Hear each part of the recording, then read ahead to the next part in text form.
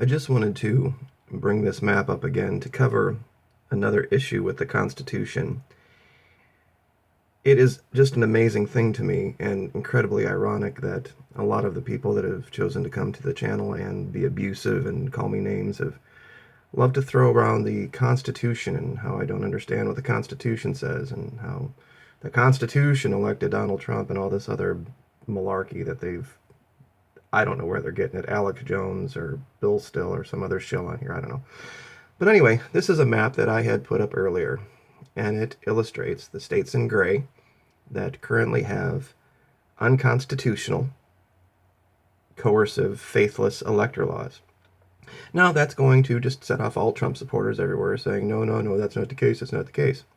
Well, I'm going to use the Constitution of the United States to show you that. We're going to go back here to Article 2. We're going to go down here to electors, okay? And I'm going to read this again exactly how they wrote it. Each state shall appoint in such manner as the legislature thereof may direct, meaning the legislature can use any method they want to determine who the electors are. They don't have to have an election. They can say, okay, we're just going to have all men who are 6 feet tall and blonde hair. Those are going to be our electors. They can choose whatever method they want to have their electors be whatever they want it to be. That's true. However, this is delineated clearly. A number of electors equal to the whole number of senators and representatives to which the state may be entitled in the Congress. But no senator, representative, or person holding an office of trust or profit of the United States shall be appointed an elector. That part's not in contention here. But we will go back to the important part. Equal to the whole number of senators and representatives to which the state may be entitled. You don't get to appoint 50 electors if you only have 10 electors assigned to you and say, okay, well, we're going to use the first 10, but if they don't vote the way they think, we think they should, then we're going to replace them with these other 10. That's not what it says you can do. And people are like, well, the states passed these remove and replace laws in case the electors don't do what we think they should do. Well, we're going to go here. This is called the Supremacy Clause. The Supremacy Clause of the United States Constitution, Article 6, Clause 2, establishes that the Constitution, federal laws made pursuant to it, and treaties may be under its authority, constitute the supreme law of the land. It provides that state courts are bound by the supreme law. In case of conflict between federal and state law, the federal law must be applied. Even state constitutions are subordinate to federal law. In essence, it is a conflict of laws rule specifying that certain national acts take priority over any state acts that conflict with national law. In this respect, the Supremacy Clause follows the lead of Article 13 of Articles of Confederation, and you can read through the rest of that. But it comes down to this, folks. That's December 19th, when the electors meet.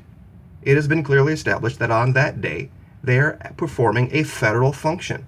The method by which they were chosen was, of course, determined by the states, but on that day, your state laws mean nothing. You can try to run them up against the Supremacy Clause all you want and say, our state says that if this person doesn't do this, we can do that, and Article 2 clearly states, you get that many electors. Those are your electors. You certify them by today.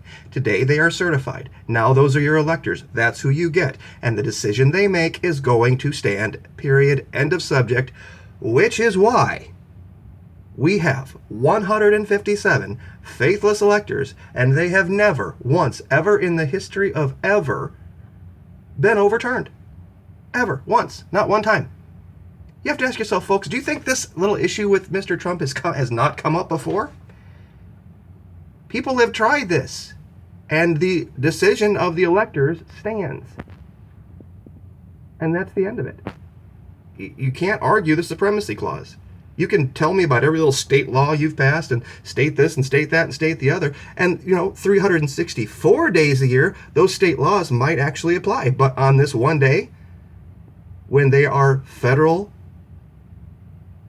electors, Article 2 electors, you could pass laws stating that, only men who like to eat pizza on Thursday can be an elector. Fine, whatever.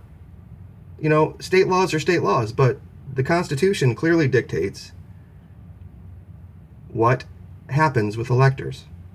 And you get, Texas gets 38, Florida gets 29, California gets 55, I think.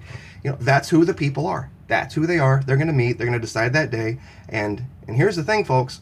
If you try to pull this crap with the remove and replace, here's what's going to happen. That's why I brought this up.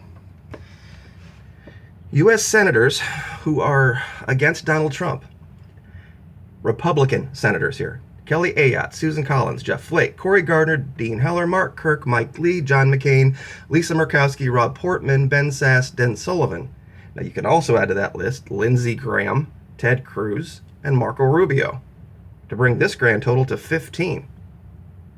Okay, now you currently hold 54-45 in the Senate, Republican to Democrat. However, the pro-Trump Senate is 39 and the anti-Trump Senate is 61.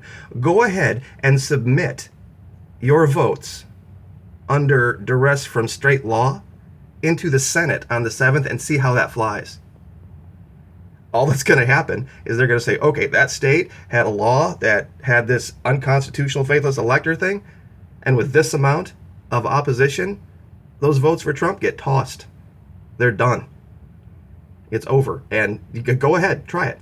If the 19th and you see all these votes for Trump and supposedly he gets, confirmed, you're just out of your mind.